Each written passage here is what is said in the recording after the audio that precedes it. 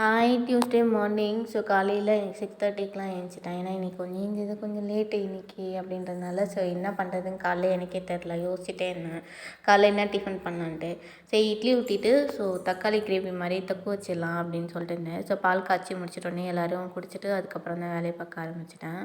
So சைடில் வந்துட்டு தம்பிக்கு லஞ்ச் பாக்ஸும் ரெடி பண்ணிவிட்டு ஸோ தக்காளி தொக்கு தான் பண்ண போகிறேன். ஈஸியாக சிம்பிளாக தான் பண்ணிடலாம். ஏன்னா அந்தளவுக்கு திங்ஸ்க்கு ஒன்றும் அந்தளவுக்கு வீட்டிலேருந்து அந்த எடுத்துகிட்டு வரல. இனிமேல் தான் கொஞ்சம் கொஞ்சம் எடுத்துகிட்டு வரணும்.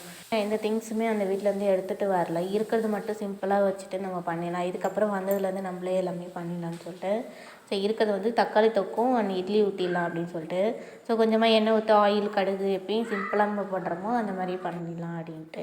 ஏன்னா மிக்ஸி கூட கிடையாது நம்ம சட்னி அரைச்சி பண்ணுறது. ஸோ அதுக்கப்புறம் அந்த வீட்டில் தான் இதுக்கப்புறம் வந்துட்டு எதை வேணால் மேனேஜ் பண்ணிடலாம். ஆனால் இந்த வீட்டில் இருக்கிறது திங்ஸை மட்டும் ஏற கட்டுறது வந்து ரொம்ப கஷ்டமான வேலையாக இருக்குது எனக்கு.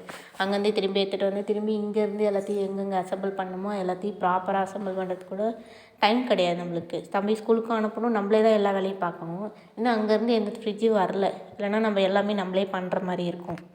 சிம்பிளாக தக்காளி தொக்கு வச்சுட்டு ஸோ முடிச்சிடலாம் அப்படின்னு சொல்லிட்டு தம்பிக்கு ஸ்கூலுக்கு அனுப்பிச்சிட்டு காலையில் ஸோ டே சீக்கிரமாக போகணும் அப்படின்றதுனால சீக்கிரம் அவசரமாக எழுந்திரிச்சிட்டேன். இன்றைக்கி கொஞ்சம் லேட்டாக எழுந்திரிச்ச மாதிரி இருந்துச்சு. நேற்றாவது கொஞ்சம் 5:30 அந்த மாதிரி இருக்கும். டைம் கொஞ்சம் லேட்டாக போகிற மாதிரி இருந்துச்சு.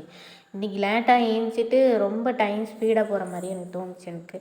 ஸோ இருக்கிறத மட்டும் தம்பிக்கு கொடுத்து அனுப்பிச்சிட்டு மேனேஜ் பண்ணிக்கலாம். நாளிலேருந்து எல்லா திங்ஸும் வந்ததுக்கப்புறமா நம்ம நார்மலாக எதுக்கு வரோமோ அந்த வீட்டுக்கு வந்ததுலேருந்து எடுத்துகிட்டு வந்ததுக்கப்புறம் அதுக்கப்புறம் மேனேஜ் பண்ணிக்கலாம். எதாக இருந்தாலும் அட்ஜஸ்ட் பண்ணிவிட்டு நம்ம இருக்கிறத மட்டும் சமைச்சிட்டு பண்ணிடலாம் அப்படின்னு சொல்லிட்டு ஸோ காலையிலே வந்துட்டு ஸ்நாக்ஸுக்கு வந்துட்டு ஆப்பிளும் அப்புறம் வந்துட்டு பனானா கொடுக்கலான்னு பார்த்தா அது வேணான்ட்டானுங்க. அதனால் மாம்பழம் இருந்துச்சு. ஸோ அது கட் பண்ணி கொடுத்துட்டு பேக் பண்ணி அவங்களுக்கு ஸ்கூலுக்கு அனுப்பிச்சி விட்டாச்சு. இதுக்கப்புறம் மாவு இருந்துச்சு. ஸோ தோசை ஊற்றிடலாம் அப்படின்ட்டு எனக்கு தோசையும் தம்பிக்கு வந்து இட்லி ஊற்றிட்டேன். ஏன்னா எனக்கு காலைல கொஞ்சம் தக்காளி தொக்கு சாப்பிட்டேன். பட் ஆனால் டேஸ்ட் நல்லா இருக்குன்னு சொல்லிட்டு எனக்கு மட்டும் தோசை ஊற்றிட்டு இவங்களுக்குலாம் இட்லி ஊற்றிடலாம் அப்படின்ட்டு காலைல இட்லி ஊற்றிட்டாங்க. ஆனால் என்கிட்ட கல் கூட கிடையாது. எங்கள் பாட்டி வீட்டில் பக்கத்துலேயே இருக்குன்னு சொல்லிட்டு அங்கேருந்து போய் கல்லை எடுத்துகிட்டு வந்து தோசை ஊற்றிட்டு முடிச்சிட்டேன்டி.